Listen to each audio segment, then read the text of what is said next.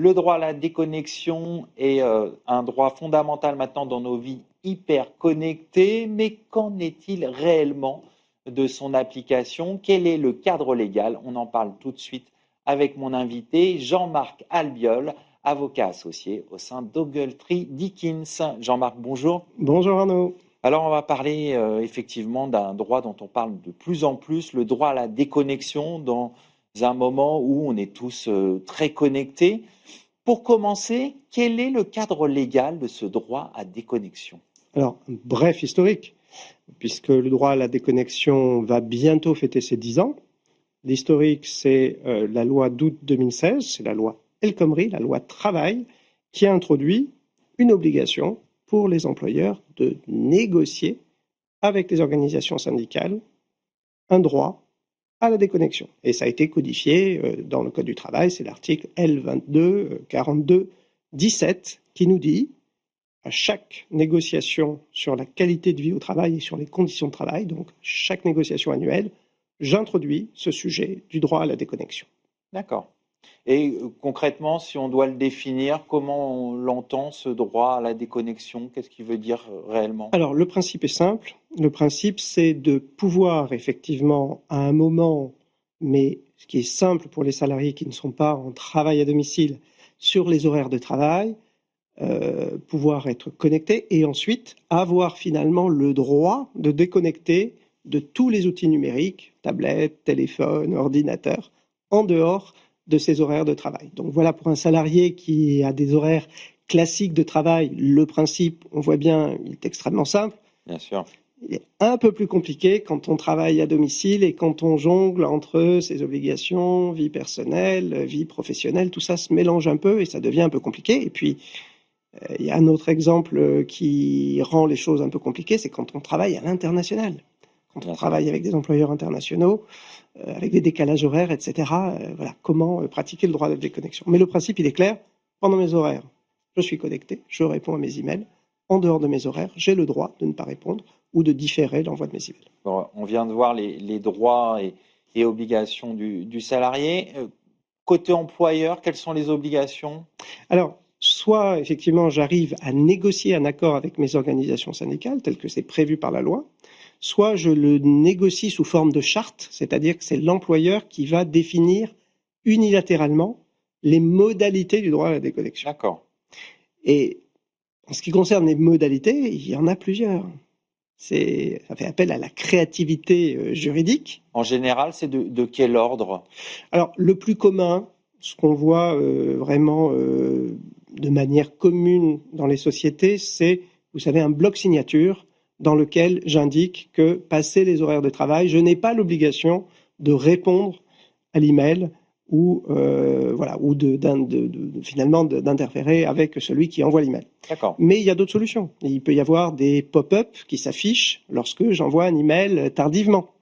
Et il y a même des sociétés qui prévoient dans le cadre de chartes que, effectivement, le serveur n'enverra pas l'email passer une certaine heure, passer 20 heures par exemple, et l'email sera envoyé au lendemain ou pendant le week-end. Effectivement, il n'y a pas de possibilité d'envoyer des emails pour préserver ce droit à la déconnexion, mais c'est à la carte, soit de l'accord, soit de la charte.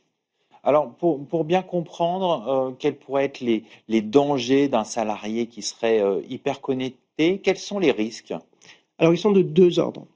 Le premier, c'est en termes de qualité de vie au travail.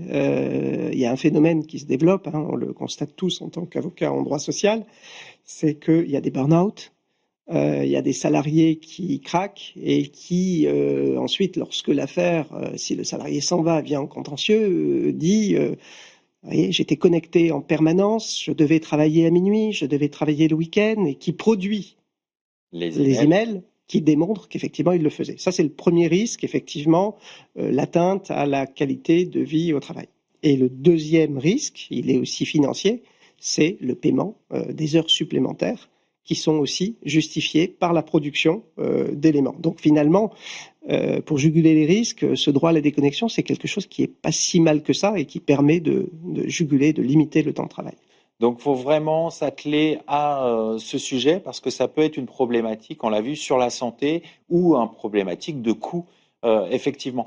Pour essayer de prévenir, entre guillemets, d'éviter ces risques, quelles sont les bonnes pratiques qu'on peut mettre en place? Alors, je pense que ce droit à la déconnexion, lorsqu'il est mis en place, il est vraiment respecté parce que c'est quelque chose qui est populaire et qui permet aussi finalement de souffler, de se régénérer. Il y a certains salariés notamment des managers, qui ont du mal à le respecter. Je pense que ça, c'est une problématique HR et il appartient effectivement aux directeurs et directrices des ressources humaines d'identifier les personnes qui ont un peu de problème avec ce droit à la Et de déconnexion les et sensibiliser, de les d'essayer de les sensibiliser. inviter à se déconnecter. Voilà, soit par le biais de formation, soit par le biais de conversation. Effectivement, un salarié qui enverrait des emails chaque dimanche matin à 8 heures ou le dimanche à 20 heures en disant j'ai besoin d'action tout de suite maintenant, doit être vu parce que il peut y avoir des urgences. Attention, le droit à la déconnexion n'est pas absolu. Il Bien sûr. peut bien sûr y avoir une urgence.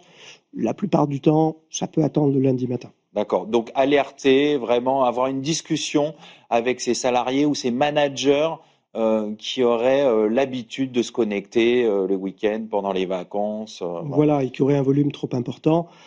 Certes, le principe du droit à la déconnexion est fixé dans le Code du travail, mais c'est aussi finalement par le biais de chartes de la soft law, donc ça doit être discuté de gré à gré, je dirais. Alors, est-ce que ça veut dire que la culture d'entreprise, elle est plus forte que le droit dans l'effectivité du droit à la déconnexion? Oui, Arnaud, parce que finalement, lorsqu'on ne signe pas un accord, on fait une charte. Et la charte, ce n'est rien d'autre que la projection de la culture de l'entreprise. Et je pense que c'est valorisant pour des candidats, pour finalement des salariés, de dire on travaille dur, mais en même temps, on respecte les temps de travail et les temps de repos. Donc c'est effectivement un appel à la culture d'entreprise et les chartes sur le droit à la déconnexion ne se ressemblent pas toutes. Alors, essayons de nous projeter un peu sur ce droit à la déconnexion. Qu'est-ce que vous voyez comme tendance à venir dans un monde où on dit que on fait de moins en moins de télétravail, où les grandes entreprises, en tout cas, essayent de faire revenir leurs salariés au travail? Est-ce que ça veut dire moins de connexion? Est-ce que ça veut dire que on sera amené justement à mieux respecter ce droit à la déconnexion au détriment peut-être d'autres choses? Oui, je pense que c'est un rappel classique à finalement un meilleur équilibre entre la vie professionnelle et la vie familiale, avec une incitation aussi derrière le droit à la déconnexion sur la culture du dialogue en entreprise. Voyons-nous, parlons-nous, discutons, arrêtons d'envoyer des emails qui sont peut-être des injonctions différentes, et surtout lorsque j'envoie ces emails sur des périodes qui sont consacrées au repos. Tout ça crée des tensions inutiles. On peut très bien résoudre des situations par le biais de dialogue. Et donc ça rejoint aussi le thème de se dire, effectivement, les entreprises on en a un petit peu assez du télétravail, non pas parce qu'ils représentent, par ce qu'ils représentent, mais par le fait que si j'ai un salarié à distance, c'est peut-être un peu plus compliqué C'est difficile de d'avoir communiquer. ce que vous disiez, c'est-à-dire d'avoir la culture d'entreprise, de se voir, de se dire les choses. Partager la culture, faire intégrer les nouveaux entrants et puis continuer le dialogue, c'est peut-être plus facile en physique et pendant les horaires de travail que de le faire à distance pendant les week-ends, ce qui me semble du bon sens. On va conclure là-dessus. Merci Jean-Marc Albiol. Je rappelle que vous êtes avocat associé au sein d'Ogletree Dickens. Merci beaucoup Arnaud. C'est la fin de cette émission. Merci de nous avoir suivis. Restez curieux et informés. Quant à moi, je vous retrouve très bientôt sur Be Smart for Change.